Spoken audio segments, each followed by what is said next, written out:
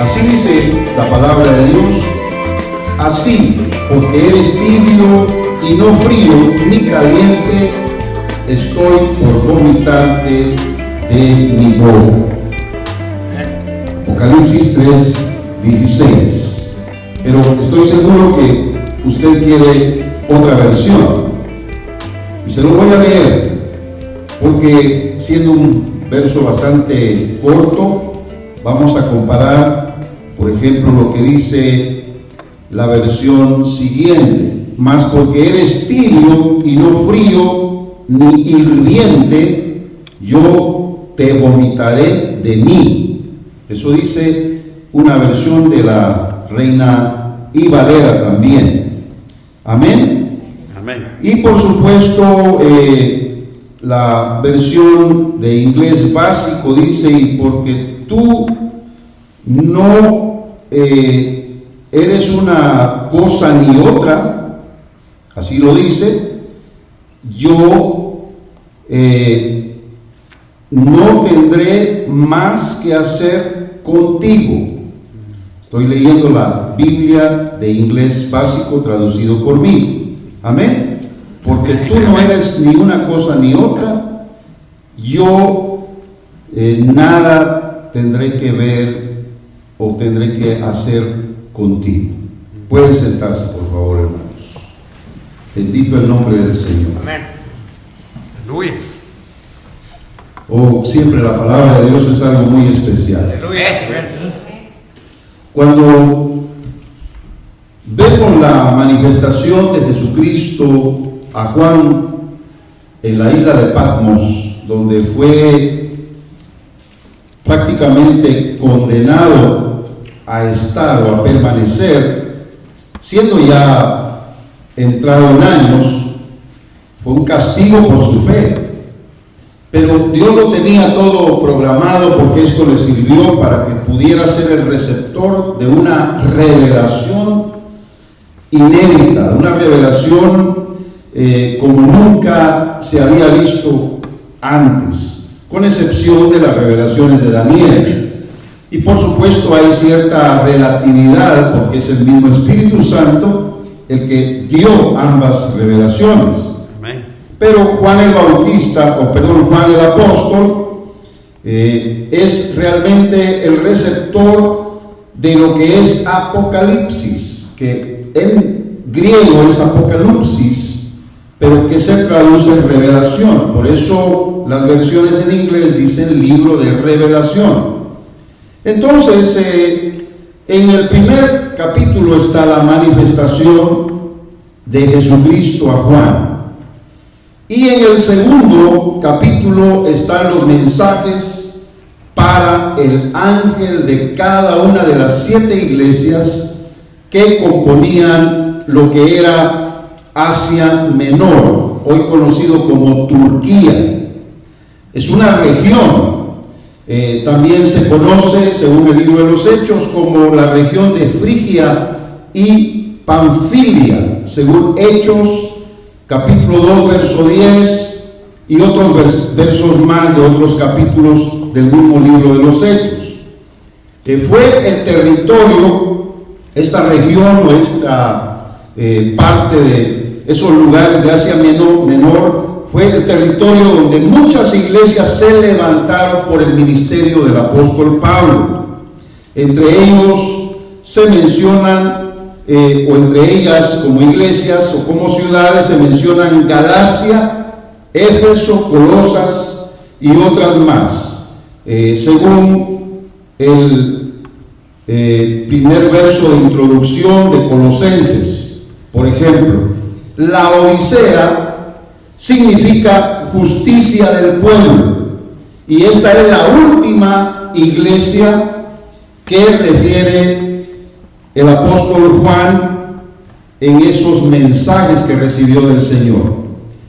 Hay un gran significado en cada una de las iglesias, desde la iglesia de Éfeso hasta la última, que es la Odisea. Se consideran las dos últimas iglesias, Filadelfia y la Odisea, como las iglesias que definen lo que es la iglesia del último tiempo o de los últimos días. Es decir, que lo que estamos ahora viviendo en este tiempo del siglo XXI, podemos ver que estas iglesias están haciendo una representación de lo que hay actualmente en las iglesias en el mundo entero. Si Filadelfia es una iglesia que representa la iglesia que se va, porque es la iglesia fiel, la Odisea también es la iglesia que representa la que se queda, porque fue una iglesia infiel. Amén. Así que la Odisea es precisamente una iglesia a la cual el apóstol Pablo también escribió. Parece ser que la carta a los Efesios fue escrita para todas las iglesias de la región.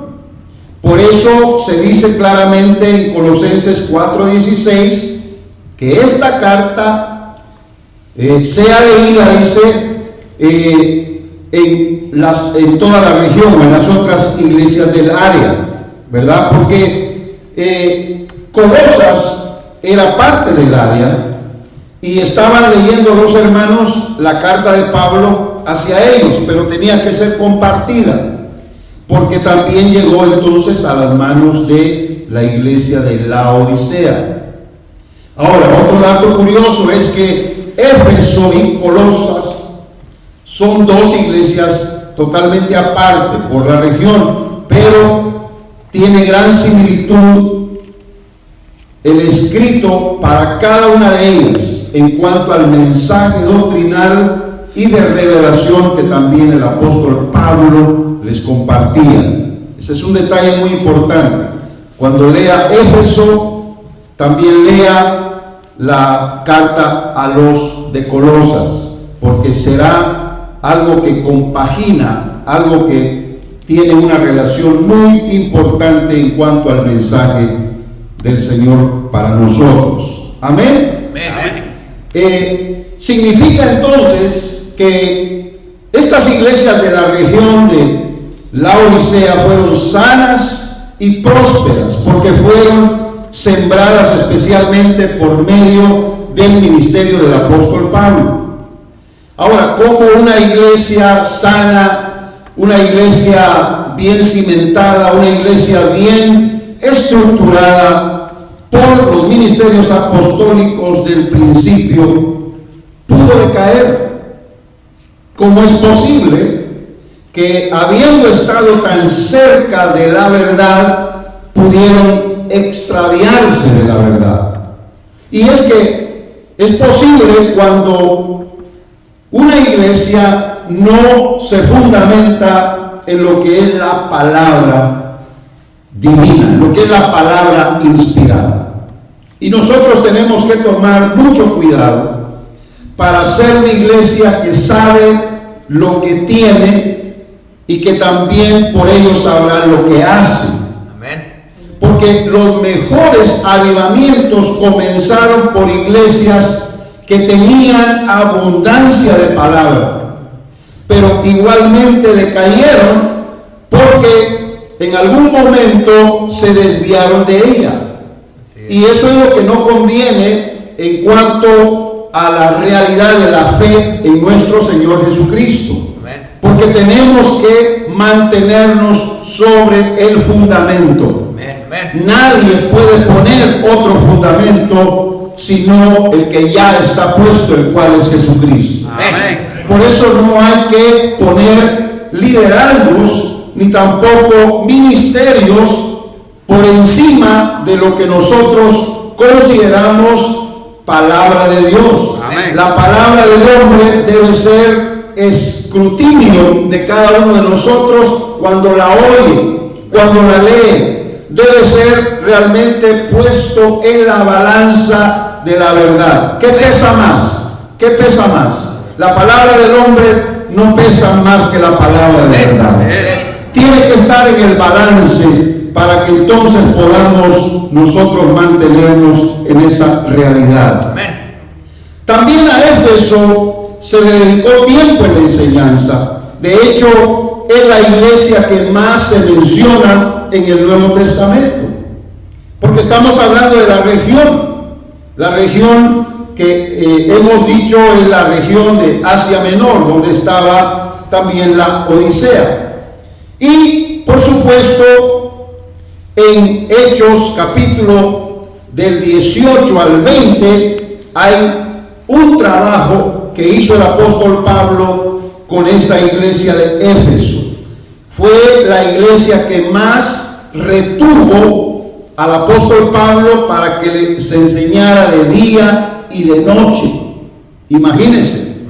Por eso cuando Pablo se despidió de ellos, porque seguía con el ministerio hacia otro rumbo, lo abrazaron y no lo querían soltar. Lo llegaron a amar de tal manera que ellos consideraron que sería una pérdida muy grande dejarlo ir.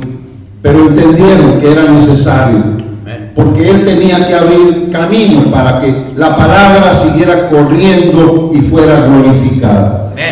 Así que Éfeso recibió la exhortación del apóstol Pablo de que vendría tiempo cuando se levantarían lobos rapaces dentro de ellos para destruir el ganado, es decir, las ovejas.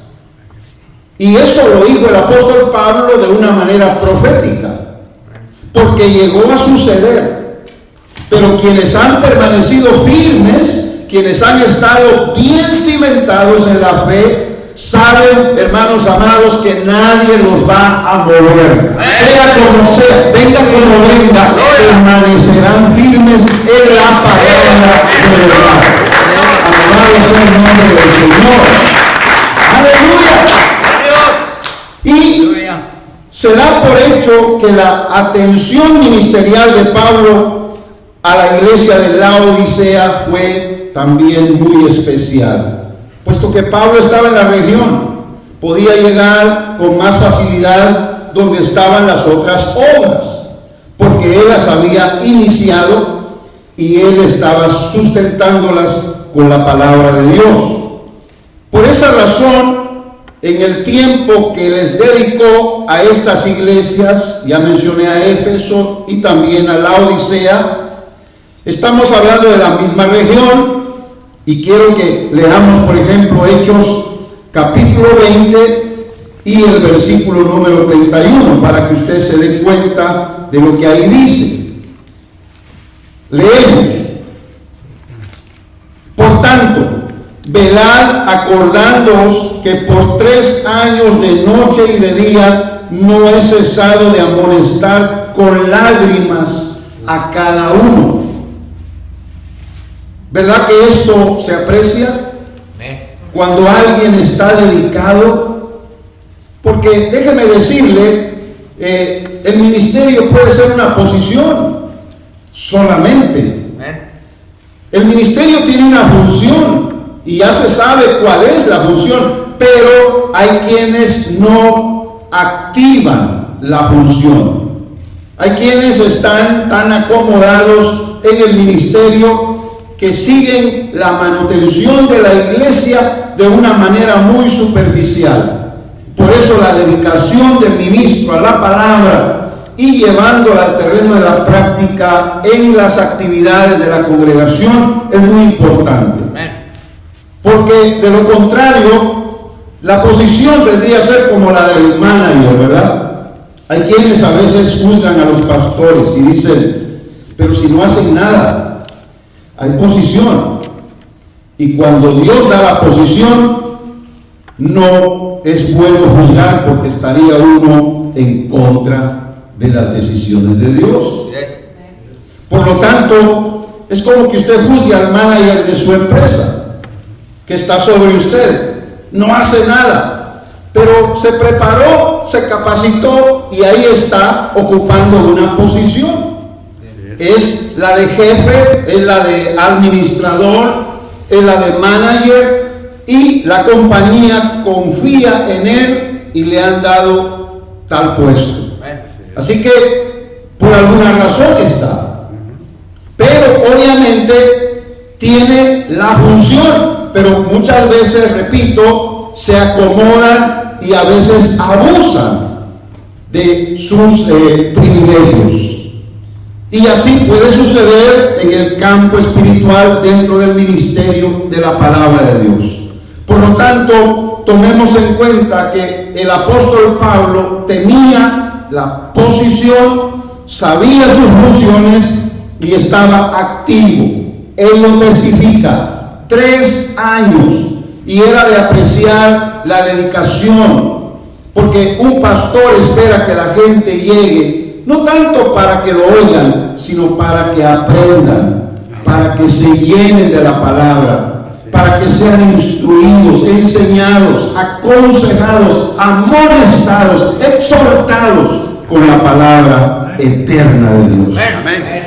Así que tomemos en cuenta esto, porque la clara definición de una iglesia equivale a la definición personal e individual de cada uno de sus miembros.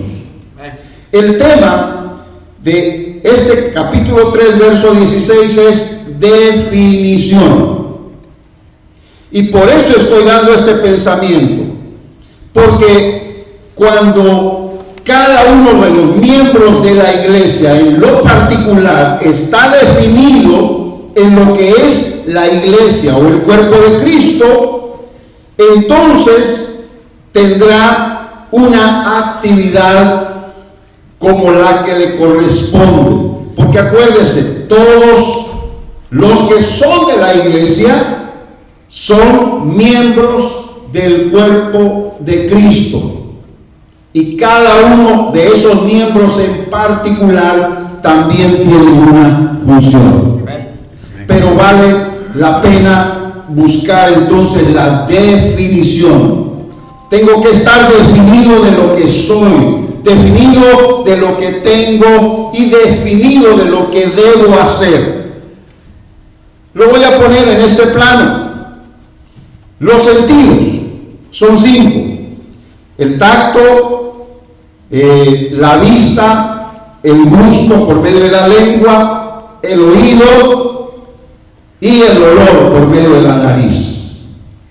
¿Qué perciben los 5 sentidos? En algún momento perciben una falta de definición en el tiempo. Yo le aseguro que cuando usted tiene alguna comida ahí guardada del día anterior, o quizá ya lleva 2 días en el refrigerador, usted va y lo primero que hace al destapar el recipiente es oler. ¿Verdad que sí? No va primero a probarlo. Huele primero. Parece que todavía está bueno. Así que entonces da por hecho que es comestible todavía. No se ha descompuesto. Usted lo lleva entonces para recalentarlo y comerlo. Degustarlo, aprovecharlo como un alimento que todavía tiene la posibilidad de darle las vitaminas que necesita, la energía que le hace falta. Dicen amén. Amén. La definición entonces es en el concepto, porque usted dice está bueno, o antes de poder olerlo dice es fresco, apenas ayer lo puse. Usted tiene conceptos.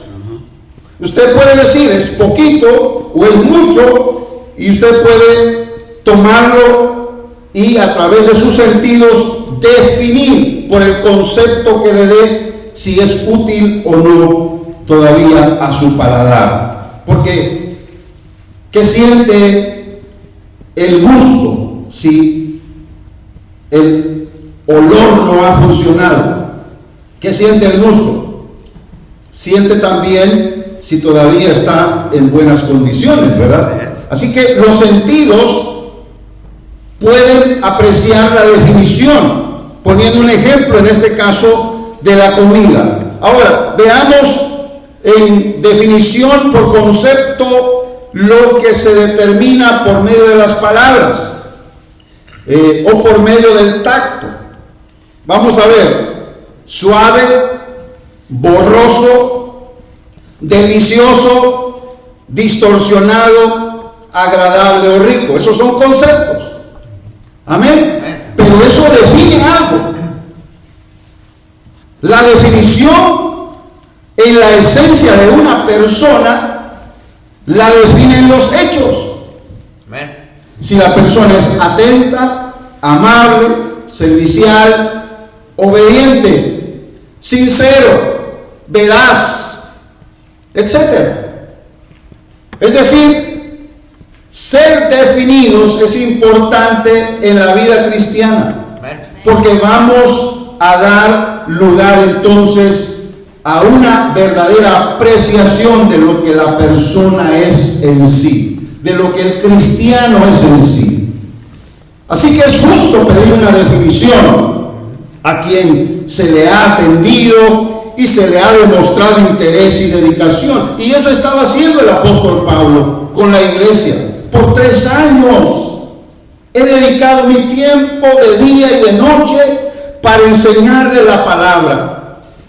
Para orar por ustedes, para llevarlos por el camino de la verdad.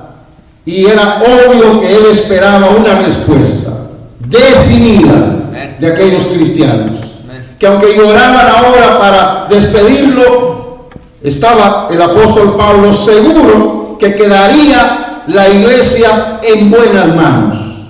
Y que otros que vendrían a la fe de Jesucristo con el tiempo serían como ellos. Alabado sea el nombre del Señor. La definición de Dios pide, o lo que Dios pide, es claridad, transparencia, honestidad y en relación al carácter e imagen de la fe cristiana. Nosotros tenemos que saber qué clase de cristianos somos. Si no nos definimos, otros nos van a definir. Otros nos van a observar y otros nos van a señalar. Y no nos va a gustar. No vamos a estar de acuerdo. Vamos a pelear contra eso. Pero hermanos, la definición se demuestra. Si se es claro u oscuro, si se es blanco o negro, si se es amargo o dulce, lo vamos a demostrar con una definición de vida. Y para eso está la palabra de Dios, para definirnos. Amén. Por eso estoy hablando de esto. Mire, según Apocalipsis 3:21, en el contexto, la promesa certera para los definidos es, ahí lo dice, al que venciere. Digan todos conmigo, al que venciere, yo le daré que se siente conmigo en mi trono. Yo le daré que se siente conmigo en mi trono. Así como yo he vencido. Así como yo he vencido. Y me he sentado con mi Padre en su trono. Y me he sentado con mi Padre en el trono. ¿Se da cuenta qué promesa para los definidos? Aleluya. Lástima que la iglesia de la Odisea se podía perder ese privilegio, porque no estaba definida.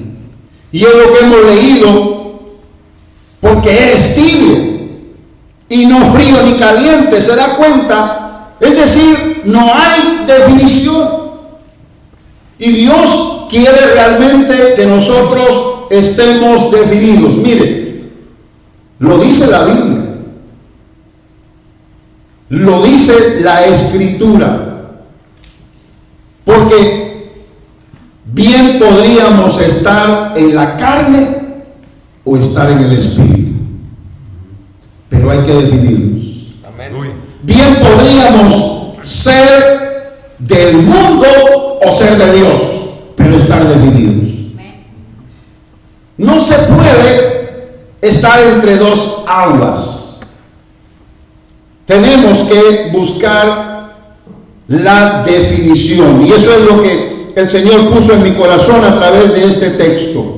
Por eso le estoy leyendo esta porción de Apocalipsis, porque la parte intermedia en una indefinición existe y es indeterminada, borrosa, defectuosa y desagradable. Por eso le ponía el ejemplo: ¿quién come algo podrido?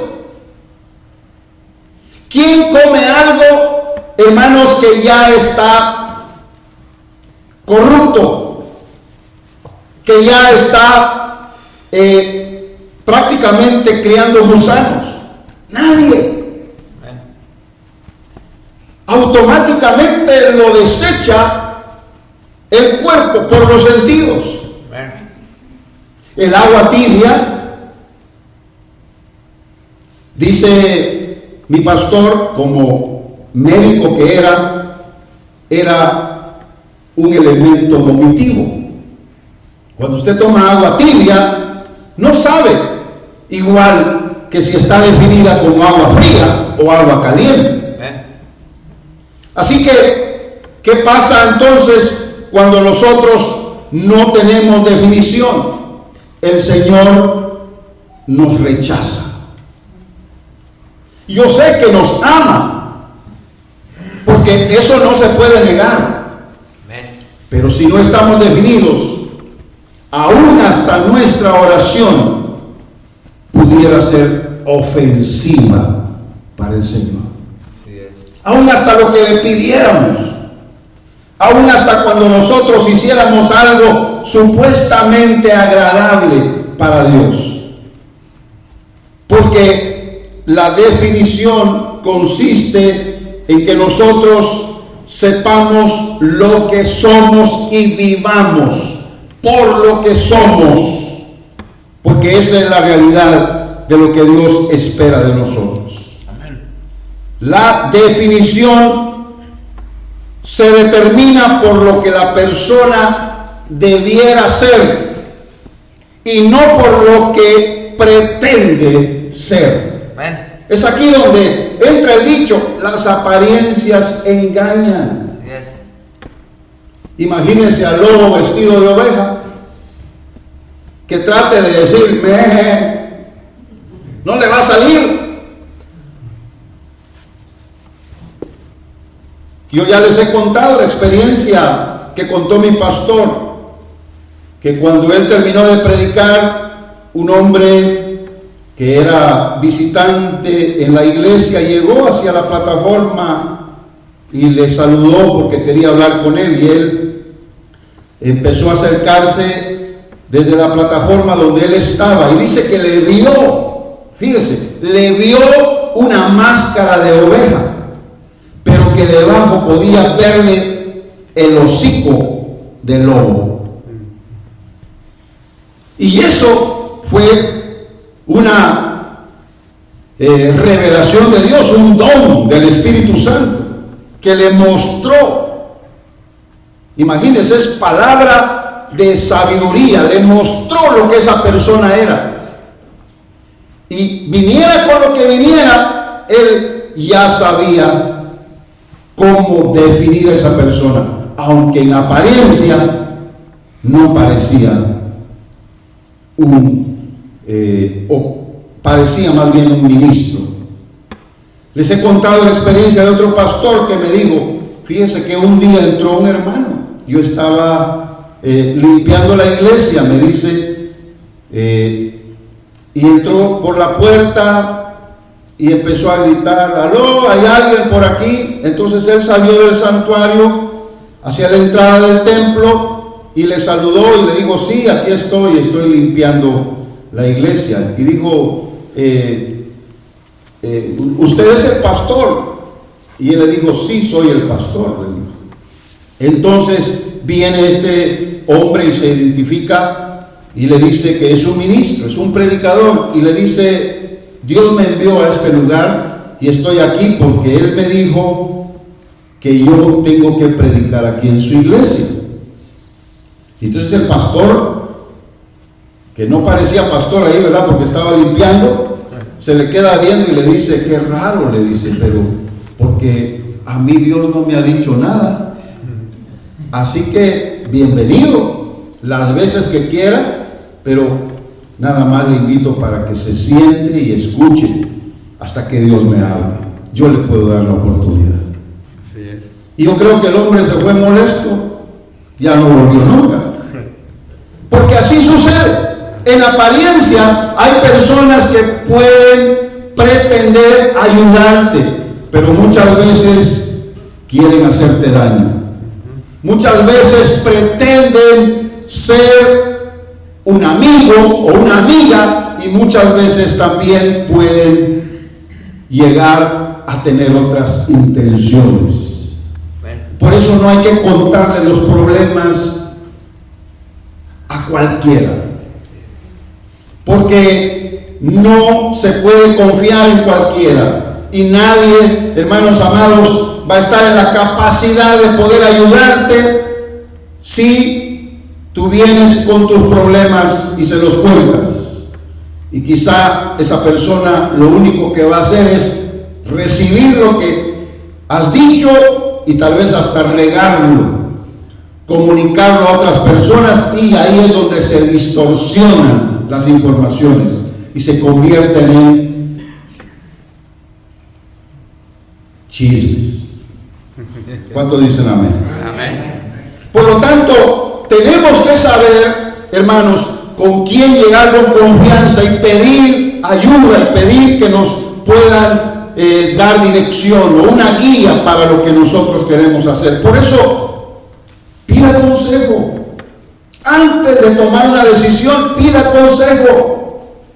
Yo sé que ustedes son padres de familia, muchos de ustedes son esposos, esposas, muchos de ustedes tienen experiencia por la edad que tienen, han tenido inclusive algunas experiencias muy serias en la vida, pero han superado eso. Sin embargo, no quiere decir que no necesiten consejo. Amén. Así es. Cuando usted me diga algo a mí, como un ministro de Dios, voy a escucharlo, pero voy a ser sincero y le voy a dar la palabra adecuada como un consejo para que usted lo haga. Si usted se va y dice, es que no me parece, y al final hace como quiere, entonces no está recibiendo el consejo. Y siempre estamos nosotros usando la Biblia, usando las Escrituras para poder dar el consejo correcto. Por esa razón, las palabras de un pastor pueden parecer clavos, hincados, como dice Eclesiastés, que lastimen, pero al final vienen a ser los consejos más adecuados que van a ser necesitados en la vida. Yo les digo con todo el corazón, la definición está entre lo caliente o frío, según la Biblia. Amén. Rico o pobre, santo o pecador, vestido o desnudo, Amén. visión o ceguera, abrir o cerrar. Eso está aquí en la Biblia. Amén. Mensaje para la iglesia de Laodicea. Son las palabras que estoy buscando. ¿Cómo se llama a una palabra contraria a otra? En la gramática se llama palabras antónimas. Es decir, siempre vamos nosotros a ser definidos por palabras como estas. ¿Qué pasó con la iglesia de Laodicea? Según ella tenía visión y estaba ciega. Según ella estaba vestida y estaba realmente desnuda. Según esa iglesia parecía realmente rica, pero era pobre. Amén. Parecía estar definida, pero no era sino una iglesia tibia. Hermanos, ¿cuántas iglesias no hay así? Muchísimas. Pero no vamos a hablar de iglesias. Vamos a hablar de individuos, de personas. Hay quienes les gusta la comodidad de la tibieza. Donde hay tibieza se van a sentir bien. Porque no les gusta la definición. Y yo quiero que usted se sacuda de cualquier tibieza. Amén. Y tome decisión de decir, me voy a definir, porque lo que soy, según lo que me dice la Biblia, eso es lo que quiero ser, y no pretender ser lo que no soy. Amén. Amén. Alabado sea el nombre del Señor. La manera más sensata de llegar a una definición en la fe cristiana es con celo y arrepentimiento. Amén. Porque Jesús pide eso a la iglesia de la Odisea. Sea celoso de lo que realmente es de Dios. Y cuando usted mismo caiga en el error de lo que antes ha celado, arrepiéntase para volver otra vez y hacer las obras que le convienen. Amén. Amén. Estamos dentro de una gran verdad que hemos leído aquí en Apocalipsis. Y por eso quiero llamar su atención. Porque en esta definición, según lo leímos en Apocalipsis, capítulo número, ¿se recuerda? Capítulo número 2, la última iglesia. Alabado sea el nombre del Señor. Capítulo 3, perdón, 16, ¿verdad? La última iglesia. ¿Cuántos dicen amén? Amén. Según lo leemos aquí. Alabado sea el nombre del Señor. Amén. Yo estoy a la puerta, dice el verso 20. Y llamo. Si alguno oyere mi voz y abriere la puerta, entraré a él y cenaré con él y él conmigo. Amén. Déjeme darle la interpretación de acuerdo al tema y con esto voy a cerrar. No diga que oye la voz de Dios. No diga que oye la palabra y que le gusta oír la palabra, sino abre la puerta de su corazón. Amén. Si no hay una actividad suya para poder tomar el verdadero sentimiento de la palabra para llevarla al terreno de la práctica. Amén. Amén. Jesús dice, yo entraré. Él está definido. Amén. Él está seguro de lo que dice. Él no miente. Aleluya. Entraré. ¿Cuántos dicen amén? Amén. Cenaré. Es que cuando alguien ya entra a su casa, es porque usted le abrió la puerta. Amén. Ah, pero no lo deja ahí, ¿verdad? Hay quienes a veces ni un vaso de agua ofrecen. ¿Sabe por qué? Porque no le interesa. No quiere caerle bien. En más de alguna ocasión usted ha llegado a algún lugar y ha salido de ahí y ha dicho, pero ni siquiera un vaso de agua me ofrecieron, ¿verdad? Y vio al perro ahí tomando agua, ¿verdad? Y usted ni siquiera una gotita por ahí, ¿verdad? Para poder saciar su sed. Nada más para poner un ejemplo. ¿Sabe? Estoy en esto. Cuando usted recibe a alguien, le abre la puerta, es porque quiere tener confianza. Amén. Y comunión Amén. con esa persona. Eso lo va a llevar a que usted le diga, siéntese. Siéntese.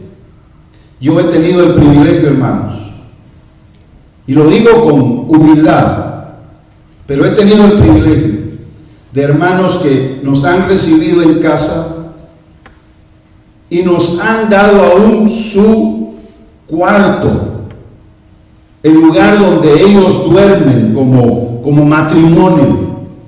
Y yo me siento mal. Yo he dicho en algunas ocasiones, no, donde sea, no importa. Pero han arreglado todo de tal manera que ellos mismos se han sacrificado a ir a otro lugar a dormir. Uno dice, qué privilegio. Ellos realmente me aprecian. Ellos están tomando cuidado de mí. Quieren agradarme. Obviamente si no lo hacen, pero nos están recibiendo en casa y nos ponen en el cuarto de alguno de los niños, pues no hay problema. De todas maneras están haciendo algo correcto. Pero llegar a eso, para mí, en lo particular, es un sacrificio y es un gran privilegio, un honor. Aleluya. Que le dan a uno, que le regalan a uno. Así es. Una vez me llevaron al cuarto de un niño, por supuesto, y ya cuando me metí en las colchas sentí que había algo ahí, era el calcetín del niño. O sea que no cambiaron sábanas, ¿verdad? Y el niño creo que andaba con un calcetín nada más.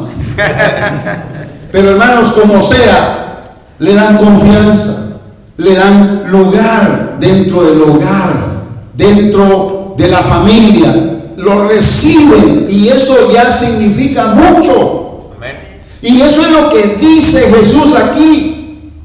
Entraré, porque eso es lo que quiere hacer primero, entrar. Si tú lo dejas entrar a la intimidad de tu corazón, a la intimidad de tu matrimonio, a la intimidad de tus controversias y problemas, Él querrá hacer mucho más Aleluya.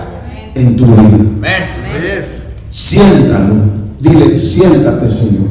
Dele la cabecera de la mesa. Amén. Tú eres principal, tú eres importante. Aleluya. Siéntate ahí, Señor. Así es. Pero Él dice, cenaré con Él y Él conmigo. Aleluya. En otras palabras, no va a decir el Señor, sírveme a mí primero y después comes tú. Él lo enseñó. Eso lo hacen los amos de este mundo. Así es. ¿Cuántos dicen amén? Amén. Amén. Los que tienen esclavos o sirvientes, ¿qué hacen los sirvientes sino servirle al amo y señor de la casa primero? Así es. Pero, ¿qué haría una persona ya que tiene un sirviente y le está atendiendo con denuedo, con cariño, dedicado totalmente para servirlo, y que le diga, siéntate conmigo, Amén. voy a comer hasta que tú te sientes y comamos juntos? Wow, ese siervo va a decir, no soy digno, Señor, pero si tú me lo pides, es un gran honor para mí que tú lo hagas. Aleluya. Y ese siervo se va a levantar de ahí, después a lavar los platos, ¿verdad? La loza, como dicen en Colombia. Pero va a estar cantando, aleluya, gloria a Dios. No hay más platos por ahí, ¿verdad? Porque está tan alegre, hermanos amados, que no le da pena, porque ha pasado por una experiencia única. Yo quiero que usted se dé cuenta. En todo esto, el Señor pretende sacar de nosotros lo mejor. Amén. Espero que usted sea capaz de dar lo mejor. Amén. Espero que usted quiera dar lo mejor de su vida. No lo oiga por oír. Amén.